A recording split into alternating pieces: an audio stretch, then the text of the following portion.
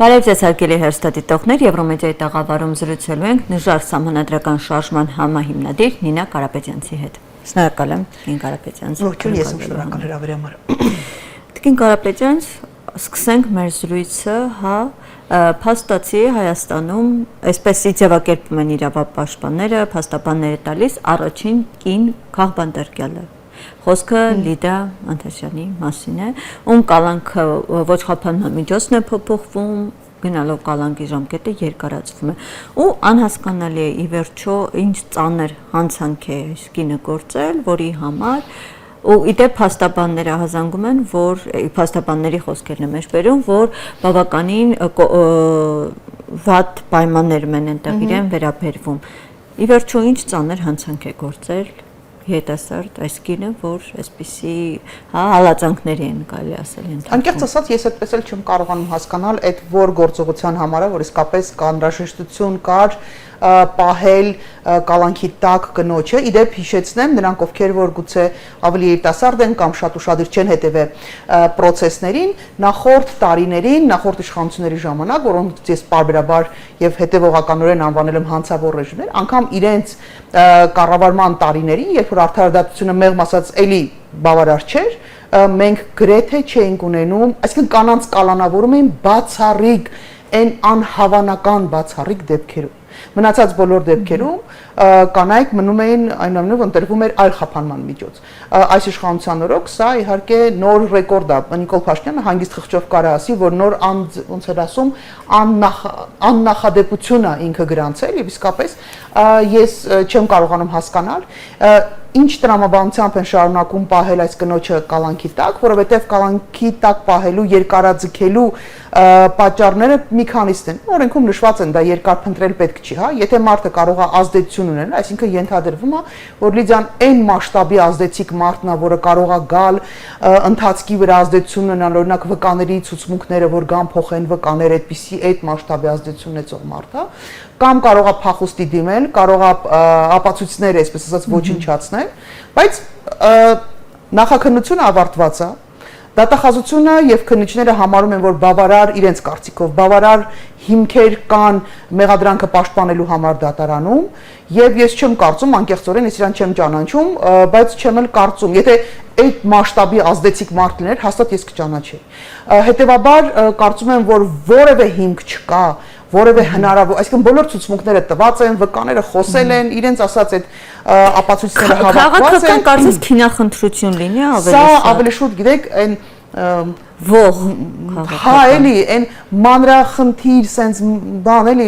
մելկի պակսնիկ կա մի հատ ռուսերեն հարմար բառ կա հայերեն լավ չեմ գտնում հարմար ինչ որ բառ այն որ մանր վրեժխնդրության նման մի բան քենախ խնդրության նման մի բան զզվելի ու նողկալի հատկապես կներեք կանանց պարագայում ես գիտեմ որ Լիդիայի նաև հարազատների հետ շփումն է փակված դա աննախադեպ իրավիճակ է ես հիշում եմ նախկինում երբ քաղբանտարկյալներ մարդիկ ում համարում ենք մենք քաղբանտարկյալներ իրենց շփումը փակվում էր հարազատների հետ դա կարևորագույն էլեմենտներից մեկն է մարդկային վերաբերմունքի հա դա որպես խոշտանգում չդիտարկելու տեսակետից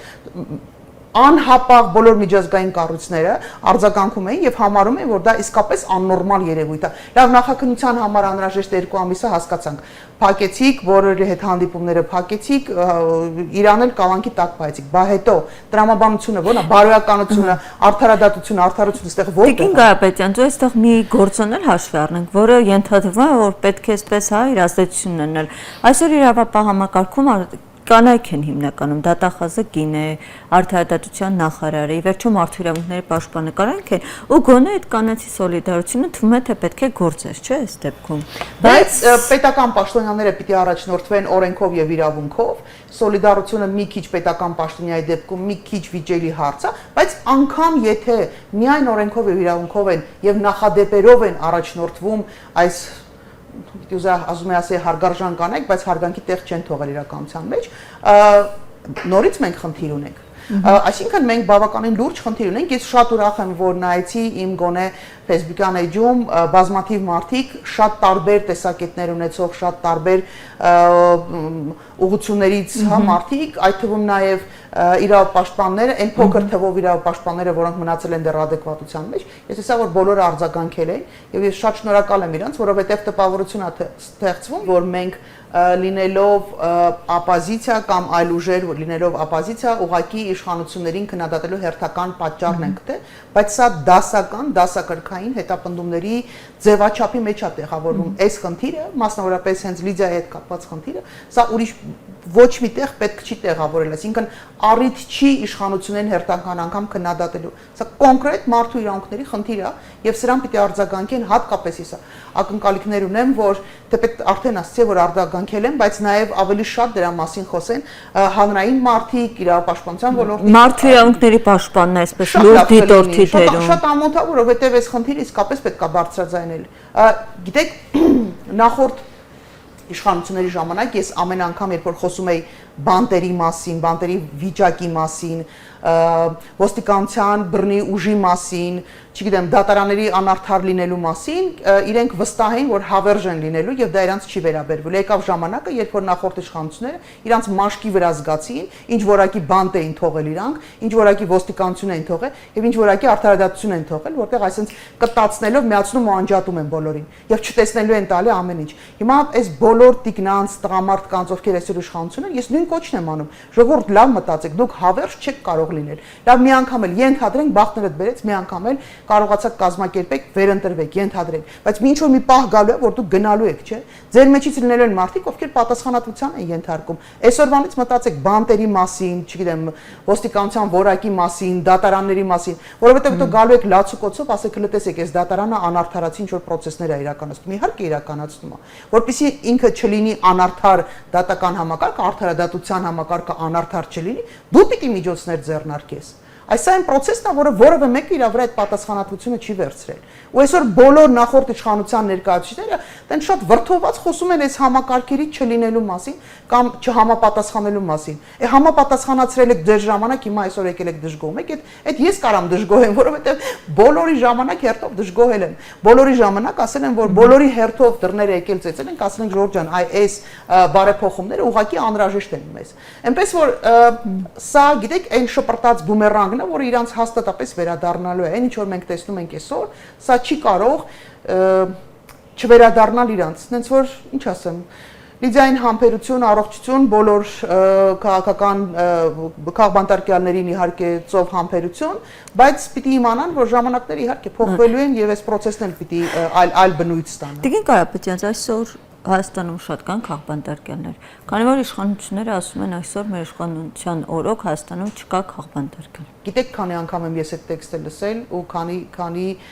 պաշտոնյաներից եմ լսել ես այդ տեքստերը, հենց որ ինձ համար դեժավյուի նման ինչ որ իրավիճակ է։ Այդ թվում նաև այսօրվա իշխանության եղած մարդկանց կանոնավորումների, ապօրինի քրեական գործերով հետապնդումների ժամանակ իրանց մասին ասել են, որ իրանք քաղբանտարկյալ չեն, ես պնդել եմ, որ քաղբանտարկյալ են։ Ես թվով չեմ կարողանա ասեմ, որովհետև որpիսի դու կարողանաս այդ գնահատականը տաս, դու պիտի ամբողջությամբ ծանոթ լինես process-ին, գործընթացին, ես անկեղծորեն հիմա ֆիզիկապես չեմ հասցնում զուգահեռաբար երկու տեսակի գործունեություն իրականացնել եւ իրավապաշտպան եւ քաղաքական գործունեություն, հետեւաբար թիվ ասել չեմ կարող, բայց որ Հայաստանի Հանրապետությունում կան քաղաքական բանտարկյալներ, եւ դա ես հաստատապես կարող եմ ասել։ Թիվը կարծում եմ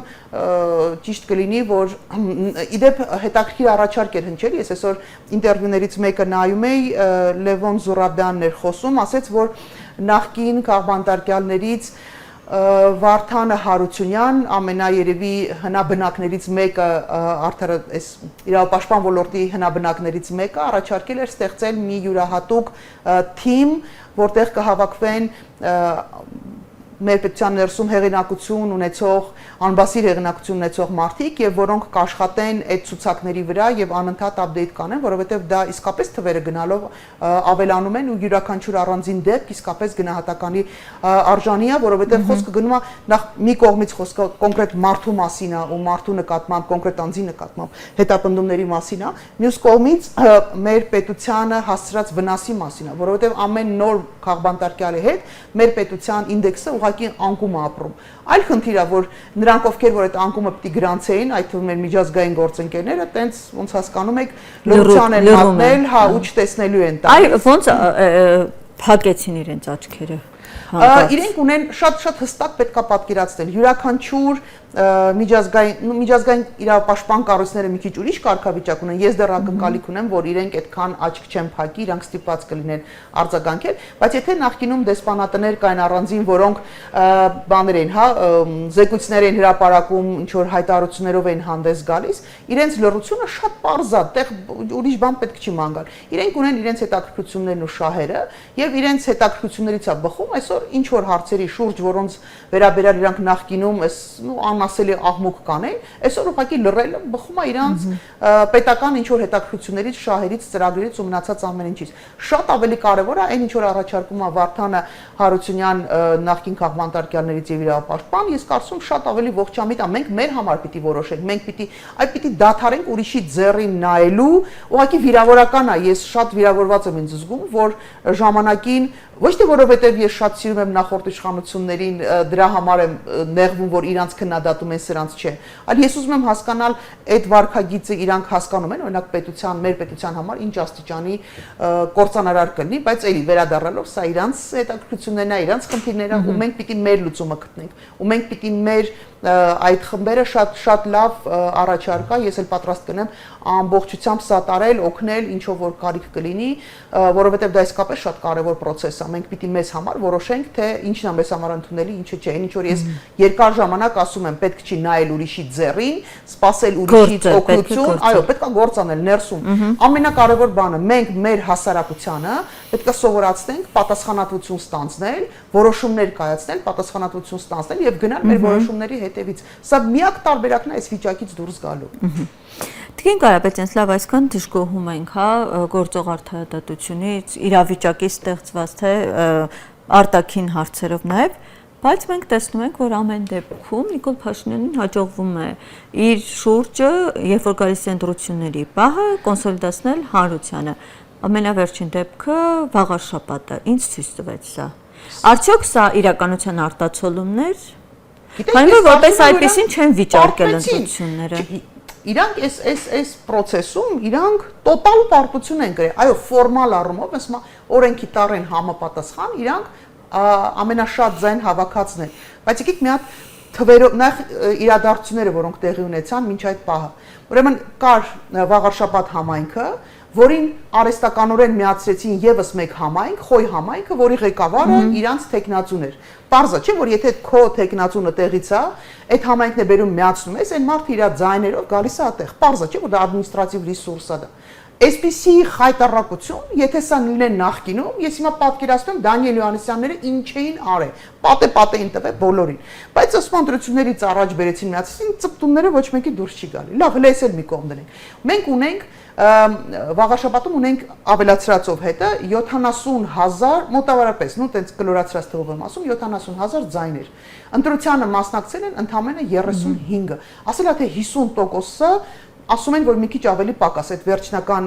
update արած թվերը չեմ հասցրել նայել։ 35,000-ն են ընդամենը։ Այս 35,000-ից ընդամենը 15,000-ն է իրանց տվել ձայներ։ Բուն Վաղարշաբաթից ստացել են մոտավորապես 5,000 ձայն։ Բայց տեղամասերում է Վաղարշաբաթ,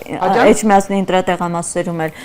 եթե նայենք առանձին ինտրատեղամասերում իշխող ուժը ավելի շատ ձայներ էր հավաքել։ Իսկ թվային ընդհանուր ընտրողների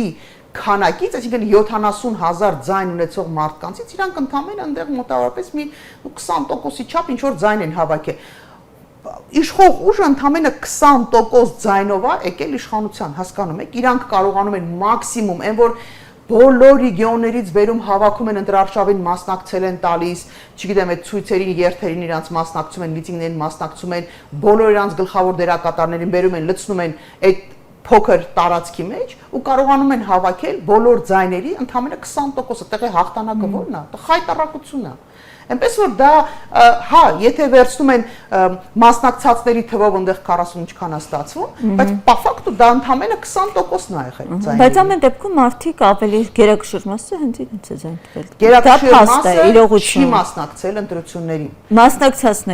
Մասնակցածներին, այո, որովհետև միշտ այդպես է լինում, տեսեք, իշխանության հնարավորությունները ազդելու մարդկանց ընտրության բերելու շատ հստակ այդ գործիքակազմը իրանք ունեն։ Իրանք շատ լավ գիտեն գյուղապետարանում ով աշխատում, թաղապետարանում աշխատում, իրանք բարեկամներով են, ով որ դպրոցում դասատու է, ով որ պոլիկլինիկայում բժիշկ կա, դու քո ցուցակները փոքր են, փոքր համայնքներում մի քիչ ուրիշ ձև է։ Ինքը գիտի, օրինակ ես գիտեմ որպես տեխնացու, ես գիտեմ դուք ձեր բան եք, հա, ասենք բուժքույր եք, ցուցակով նայում եմ դուք դեռ չեք ընտրել, զանգ եմ տալի, ասում եմ ինչ կան, չի չեք ընտրել, մի հատ եկեք մասնակցեք, այսինքն իրանք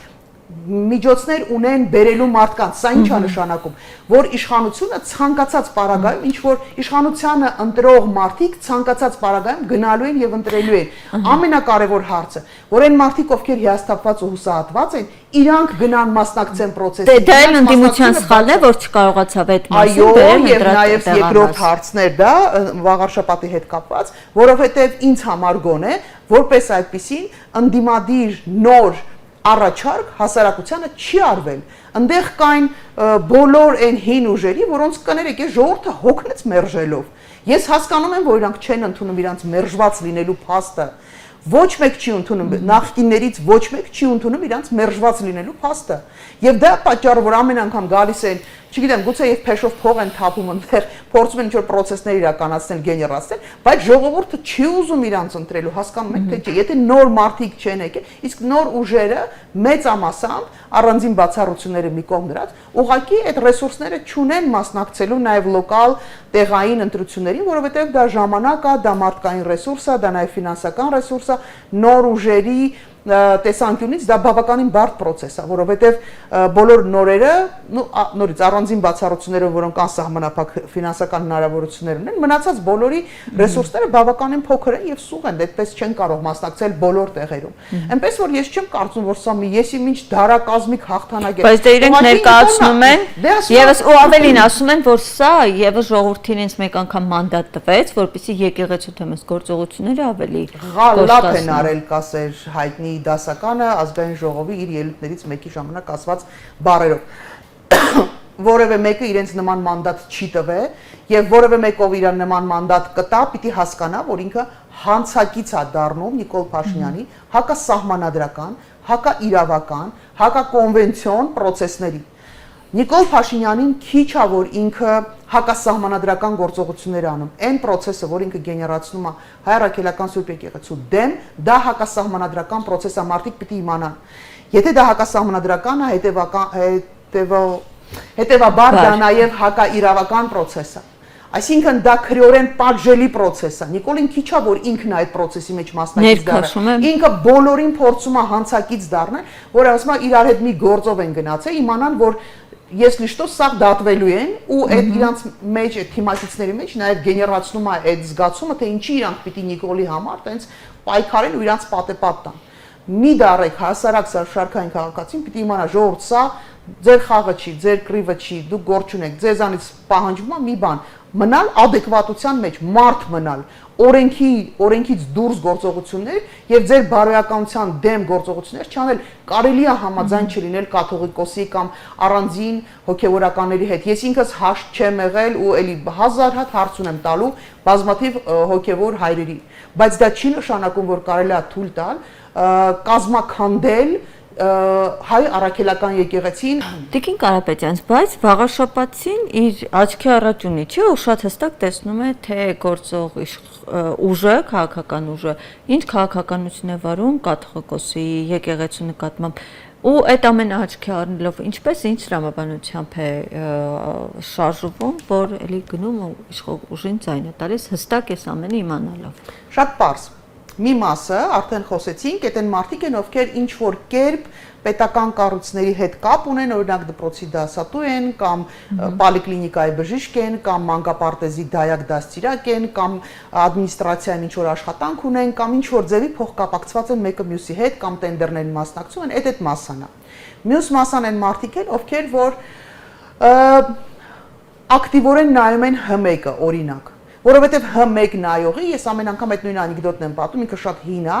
ասում է տատիկը նստած լացում է, ասում է տատիկին չես լացում, ասում է ուզում եմ Հայաստանում ապրեմ, ասում է բայց մենք Հայաստանում ենք ապրում, ասում է ես ուզում եմ Հ1-ի Հայաստանում ապրեմ։ Այդ մարդիկ ովքեր մնում են այդ պրոպագանդայի տակ, իսկ դա խայտառակ բնույթի պրոպագանդա է, որովհետև այն ինչ որ անում են Հ1-ով, դա չգիտեմ,